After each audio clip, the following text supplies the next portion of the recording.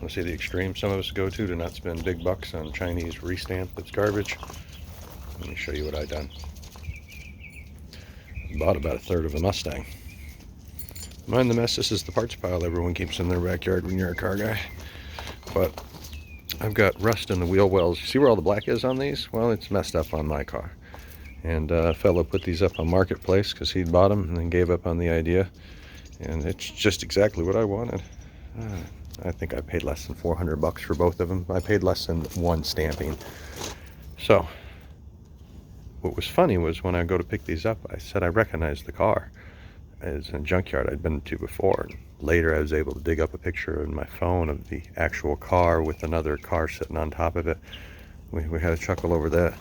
This thing's been sitting since, I'd say, the mid-90s. There were some Beavis and Butthead stickers in the quarter windows. Quarter windows were still there. I already sold the regulators out of it to another feller. But take a look how clean these are. Oh, yeah, doggo cameo. This is Nibbler.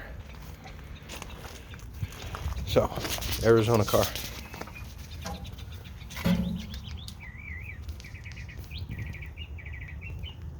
How clean and solid that is, man.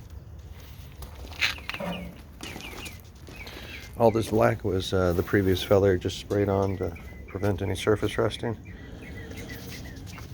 But, I mean, you're going to have your little spots they all rust in. Factory rust, right? But the rest of this is so clean, and hoping it's going to be easier. I'm going to do the whole wheel well same time. Just reuse as much of this as I can. Cut open that roof seam yonder. And try and put in as much as just a factory install as I can. Just for my own sanity. And then touch up the rest of the stuff. But yeah, this is a solid score. And I'm going to have all the original crisp body lines. My driver's side had been backed into by a tow truck and screwed up. Oh, second doggo cameo. This is Artie. And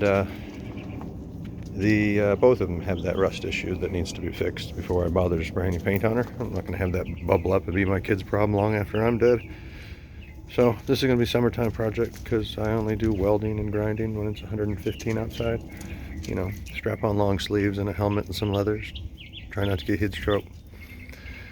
Well, we'll talk to you later, man.